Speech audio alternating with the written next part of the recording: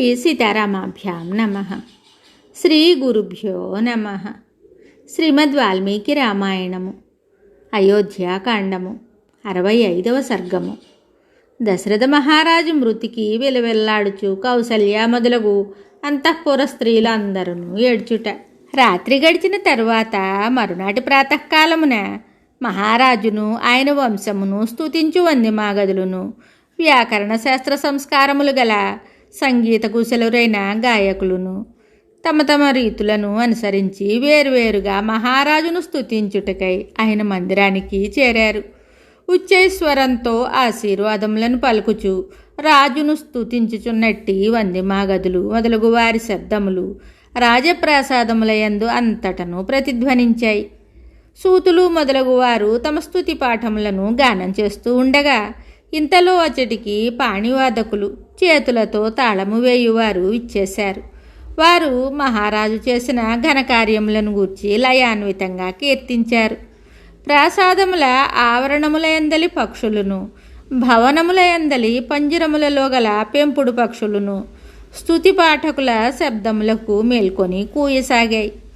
బ్రాహ్మణుల వేద పఠనములతో కూడిన స్వస్తివాచనములను, శ్రావ్యమైన వీణానాదములను, దశరథుని యొక్క ఉదాత్త గాథలకు సంబంధించిన గేయములను, ఆశీర్వచనములను ఆ మందిరమున నిండిపోయాయి. సంప్రదాయ పద్ధతులను ఎరిగిన సత్ప్రవర్తనలు, సమయానుకూలముగా వివిధ సేవలు నర్చుటలో ఆరితేరిన స్త్రీలు, కంచుకులు పెద్ద సంఖ్యలో ఎప్పటి వలె అక్కడికి చేరారు.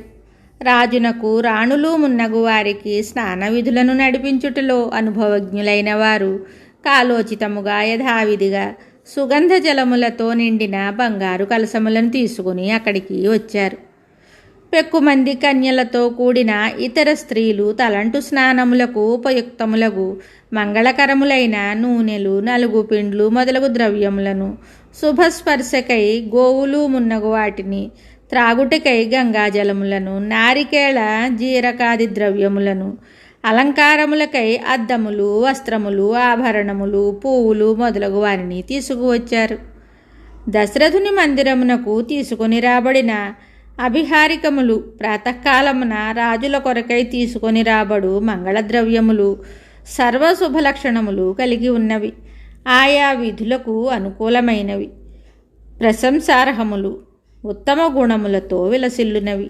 సూర్యోదయమగునప్పటికే పరిజనులందరూ మహారాజు సేవలకై మిగుల ఉత్సాహంతో సర్వసన్నద్ధులై అక్కడికి చేరారు.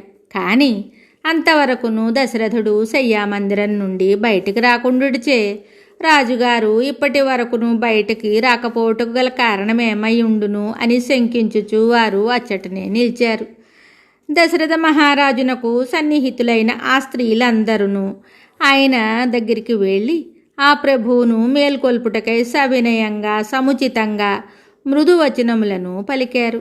ఆ స్త్రీలు సముచితంగా ప్రవర్తించుచు వినయముతో నేర్పుతో తల్పమును కుదుపుచు ఆ ప్రభువును మేల్కొల్పుటకు ఎంతగానో ప్రయత్నించారు.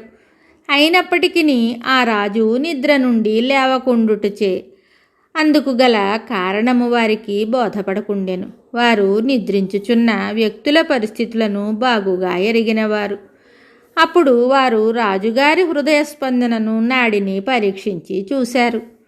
ఆయన కాళ్ళు చేతులు కదలకుండుటను, శ్వాసక్రియ జరగకుండుటను గమనించి వారు చెలించిపోయారు. రాజుగారి ప్రాణములు పోయినవేమో అని వారికి శంక కలిగింది.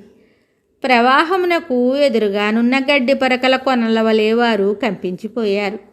మహారాజు గారి నిశ్చేష్ట స్థితికి సందేహంతో వణికిపోవచ్చున్న ఆ స్త్రీలు ఆయనను పరికించి చూసిన తరువాత వారి సందేహము తొలగిపోయింది. రాజుగారు మరణించినట్లే అను నిశ్చయానికి వచ్చారు. పుత్రుల ఎడబాటు శోకమున మునిగిన కౌసల్య సుమిత్రలు ఆ సమయమున మృతి చెందిన వారి వలె గాఢ నిద్రలో పడి ఉండుట వలన మేల్కొనలేదు. నిద్రించుచున్న ఆ కౌసల్యాదేవి కాంతిహీనమై పూర్వశోభను కోల్పోయి ఉండెను. శోకముచే కృశించి కృంగిపోయి ఉండెను. ఆమె చీకట్లు కప్పబడిన తారవలే కళతప్పి ఉండెను. దశరథ మహారాజు ప్రక్కన కౌసల్యాదేవియు ఆమె సమీపమున సుమిత్రాదేవియు ఉన్నారు. రాణులు ఇరువురును నిద్రలో మునిగి శోభావిహీనలై ఉన్నారు. వారి ముఖములపై శోకాశ్రువులు చారికలు కట్టి ఉన్నాయి. నిద్రించుచున్న రాణులిద్దరిని రాజును చూసి ఆ అంతఃపుర స్త్రీలు రాజు నిద్రలోనే మరణించి ఉండునని అనుకున్నారు. అరణ్యములో తమ నాయకుడైన గజరాజు తమ నివాస స్థానమునకు దూరమైనప్పుడు ఆక్రందించుచున్న ఆడు ఏనుగుల వలె ఆ అంతఃపుర స్త్రీలు ఎలుగెత్తి దీనముగా ఏడవసాగారు.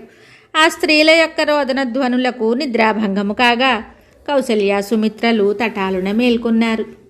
అంతటా కౌసల్యయు సుమిత్రయు రాజును చూసి ఆయనను స్పృశించి అయ్యో జీవితేశ్వర అని ఏడుస్తూ వారు నేలపై పడిపోయారు. దుఃఖాతిరేకముచే కౌసల్యాదేవి నేలపై అటు ఇటు పొరలసాగింది. దుమ్ము కొట్టుకొని ఉన్న ఆమె శరీరము ఆకాశం నుండి రాలిపడిన తారవలే వన్ని కోల్పోయి ఉంది. రాజు యొక్క శరీరము చల్లబడగా అనగా రాజు మరణించగా దెబ్బతినిన ఆడు సర్పము వలె నేలపై పడి ఉన్న కౌసల్యాదేవిని ఆ అంతఃపుర స్త్రీలు చూశారు. తరువాత అచ్చటికి చేరిన కైకేయి మొదలగు దశరథ మహారాజు పత్నులందరూ శోక సంతాపములకు లోనై ఏడుస్తూ అచేతనలై పడిపోయారు. కౌసల్య మొదలగు రాణుల ఆక్రందన ధ్వనులకు కైకేయి ప్రభృతుల ఏడుపులు పెడబొబ్బలు తోడుకాగా ఆ రాజభవనం అంతయును మరలా ఒకసారి దద్దరిల్లిపోయింది. మహారాజు మరణించుటతో ఆ మందిరము భయంతో తత్తరపాటుతో కలత చెందిన పరిజనులతో నిండిపోయింది. అన్ని వైపుల నుండి భరింపరాని రోదన ధ్వనులు వినవస్తూ ఉన్నాయి. రాజబంధువులందరూ ఆర్తులై పరితపిస్తూ ఉన్నారు.